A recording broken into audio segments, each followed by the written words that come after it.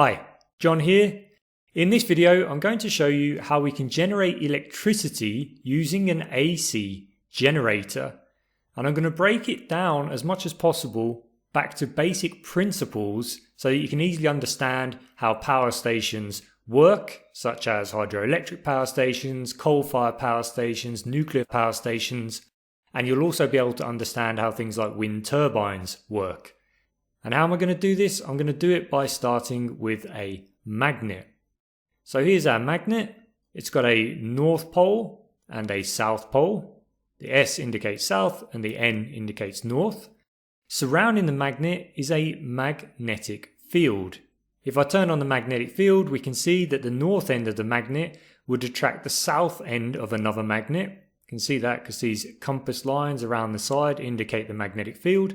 So north attracts south, and south attracts north, and north would actually repel north, and south would repel south. But what's interesting about magnets is that if we move them around, something really interesting happens. Now I'm moving this one around, and it's not really very interesting at all. I'll add the field lines, I'll move them again. You can actually see that the compass indicators in the background change because the magnetic field surrounding the magnet is moving with the magnet. So this is quite interesting. Now let's go to our next simulation and I'll show you exactly why. So here we've got our incredibly interesting permanent magnet again. Now I'm moving my magnet around, you can see over here, and I'll drag it up to here. And you can see there's not really so much happening. But look what happens when I move the magnet over here. And I'll move it back again. You can see that this light bulb is beginning to flash.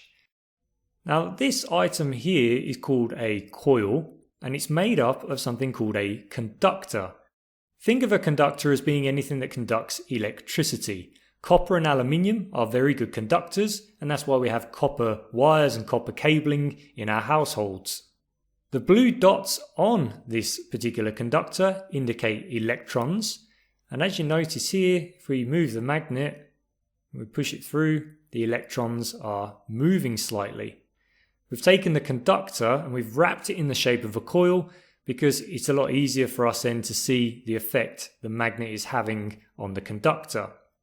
So what can we deduce here? We know that moving the magnet through the coil is somehow generating electricity because the light bulb is flickering on and off.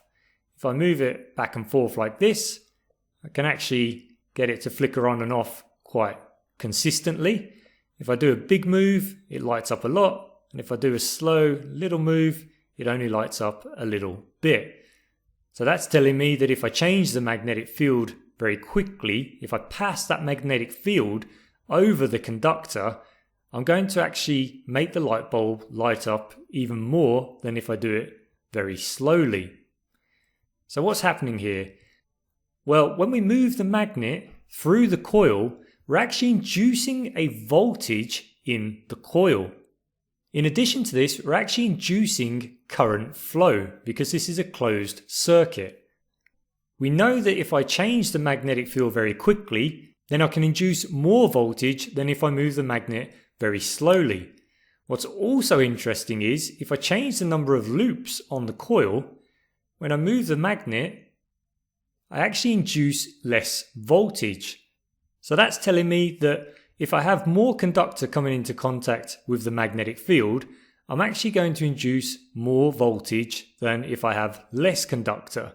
So the area that's coming into contact with the magnetic field from the conductor is influencing just how much voltage I can induce.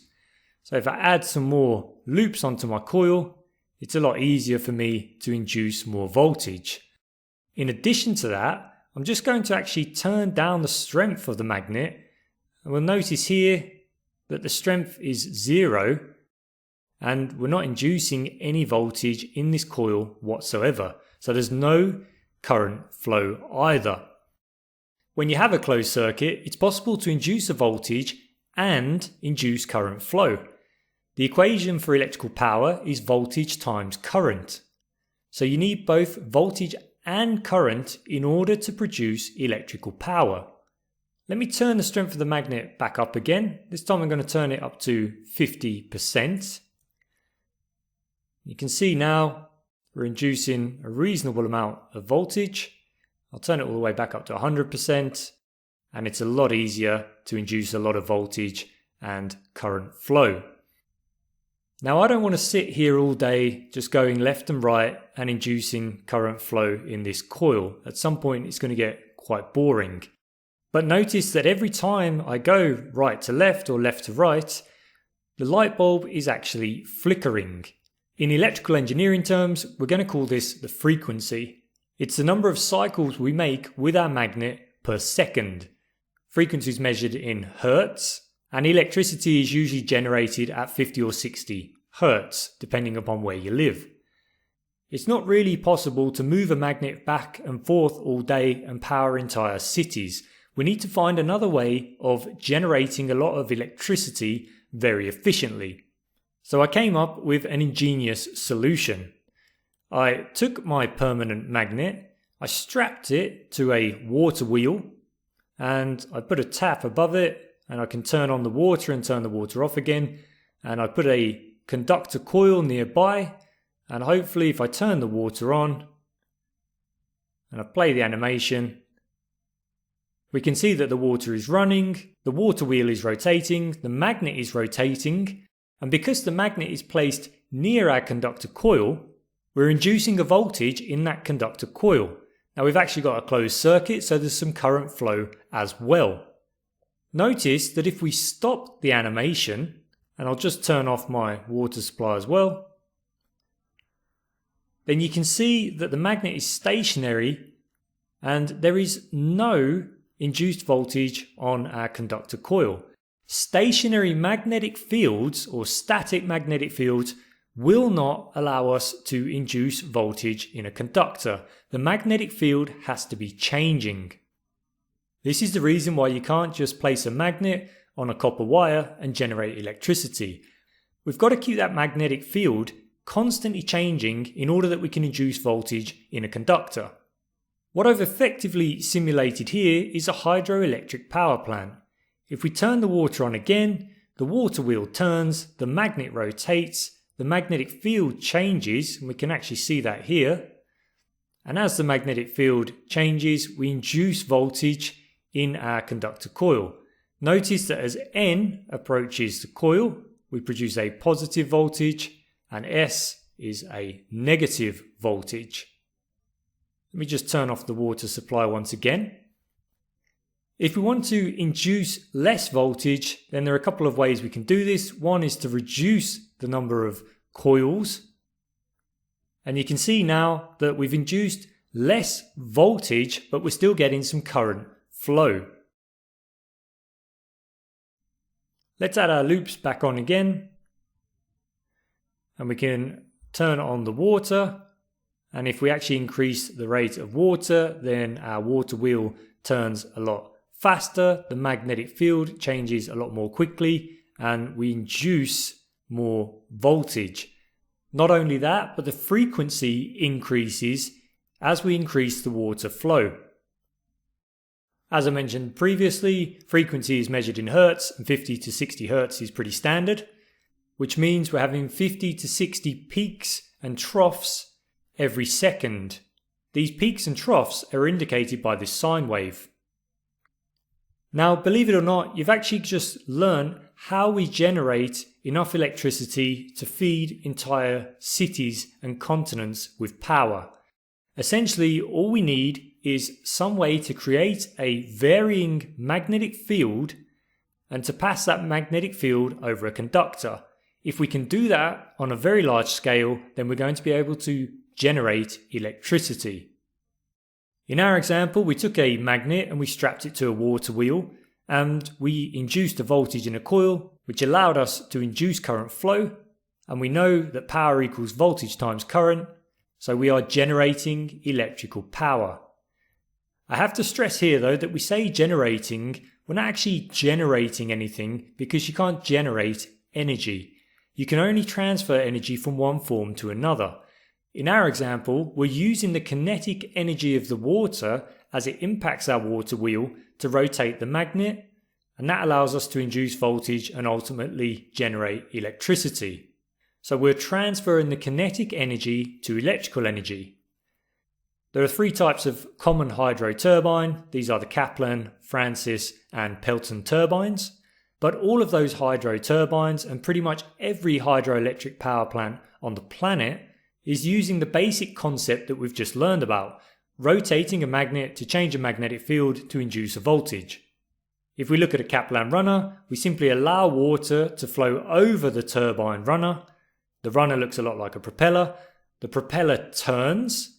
We attach the propeller to a shaft, and then we attach the shaft to a generator.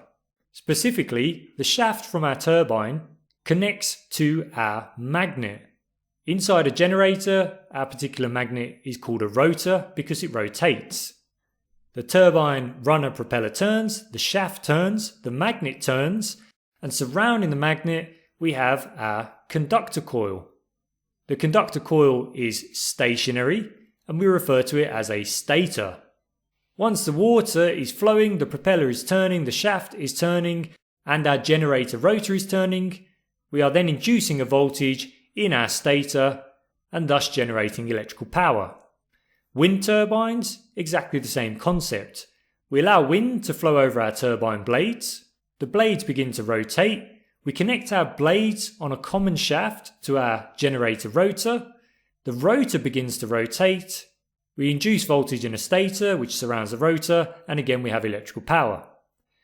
When we start looking at coal-fired power stations, it gets slightly different because we're not going to convert the kinetic energy from water or from the air into electrical power. We're actually going to convert the energy from coal into electricity. So how do we do that? Well, fuels are essentially hydrocarbons, and we want to burn the hydrogen contained by the fuel in order to release its energy, and we'll transfer that energy using a boiler to some water. We'll boil the water, we'll turn it to steam, we'll pass that steam over a steam turbine. The steam turbine will begin to rotate, we'll connect that then to our generator rotor. The rotor begins to rotate and we induce voltage in a stator, and again we generate electrical power. How much power can we generate? Well, it depends. If we burn a lot of coal, then we can release a lot of thermal energy. We transfer that to the steam, and ultimately we then transfer it to our electrical system.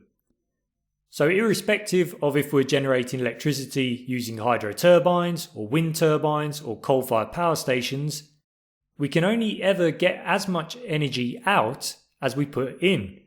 In fact, typically we get far less energy out than what we put in because of losses. Although we strapped our magnet to a water wheel, I have to stress that there are many other options available to us.